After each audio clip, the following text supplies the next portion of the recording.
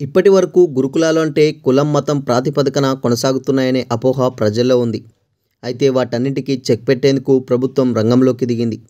ప్రస్తుతం ఉన్న గురుకుల వ్యవస్థను సమూలంగా ప్రక్షాళన చేసేందుకు కసరత్తు చేస్తున్నది. కులం మతం ప్రాతిపదికన కాకుండా అందరికీ ఒకే తరహా రెసిడెన్షియల్ స్కూల్స్ ఉండాలని డిమాండ్ వస్తుండడంతో రాష్ట్ర వ్యాప్తంగా ఇంటిగ్రేటెడ్ రెసిడెన్షియల్ స్కూల్స్ ఏర్పాటుకు సన్నాహాలు చేస్తున్నది.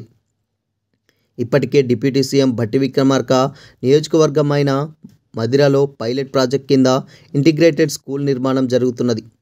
అదే తరహాలో రాష్ట్ర వ్యాప్తంగా ఏర్పాటు చేసేందుకు ప్రభుత్వం ఆలోచన చేస్తున్నది. ప్రస్తుతం ఉన్న గురుకులం వ్యవస్థలో తీసుకురావాల్సిన మార్పులపై స్టూడెంట్స్, పేరెంట్స్, విద్యావేత్తలు, ప్రజల నుంచి అభిప్రాయాలు సేకరించేందుకు ప్రభుత్వం రెడీ అయింది.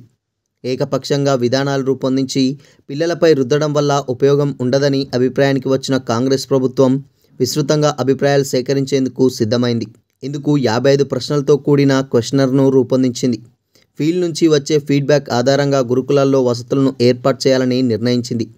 డిప్యూటీ సీఎం భట్టి విక్రమార్క, మంత్రి పొన్నం ప్రభాకర్ నేతృత్వంలో ప్రస్తుతం రెసిడెన్షియల్ స్కూల్స్లో ఉన్న సిస్టంపై సమగ్రంగా అధ్యయనం చేస్తుండగా ముందుగా ప్రభుత్వం నుంచి అందాల్సిన సహాయ సహకారాలపై ఆరా తీస్తున్నారు. రాష్ట్ర వ్యాప్తంగా 1024 గురుకులాలు ఉండగా అందులో కేవలం 324 గురుకులాలకే సొంత భవనాలున్నాయి. మిగతా స్కూల్స్ ప్రైవేట్ భవంతుల్లోనే కొనసాగుతున్నాయి. అక్కడ సరైన వసతులు లేకపోవడంతో పిల్లలు ఇబ్బందులు ఎదుర్కొంటున్నారు.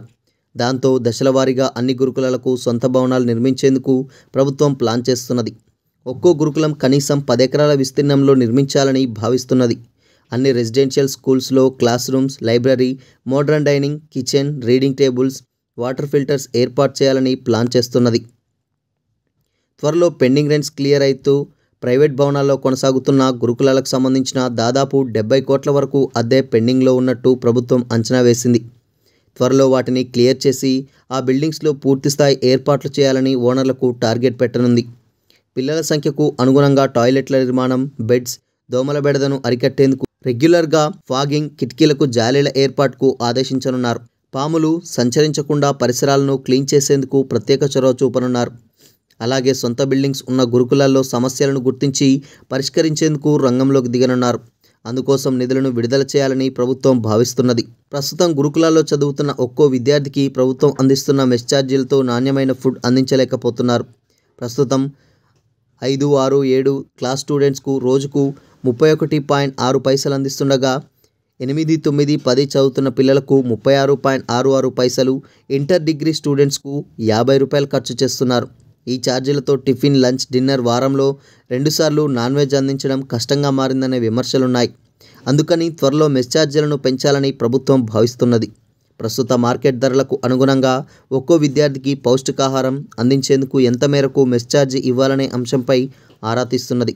గురుకులాలను ప్రక్షాళన చేస్తాం, విస్తృత అభిప్రాయాల మేరకే గురుకులాలను ప్రక్షాళన చేస్తాం, ఏకపక్షంగా నిర్ణయాలను కాంగ్రెస్ ప్రభుత్వం ప్రోత్సహించదు, పిల్లలకు సరైన విద్యతో పాటు ఆధునిక వసతులు కల్పించేందుకు ఇంటిగ్రేటెడ్ రెసిడెన్షియల్ స్కూల్స్ను రాష్ట్ర వ్యాప్తంగా ఏర్పాటు చేస్తామని భట్టి విక్రమార్క పేర్కొన్నారు.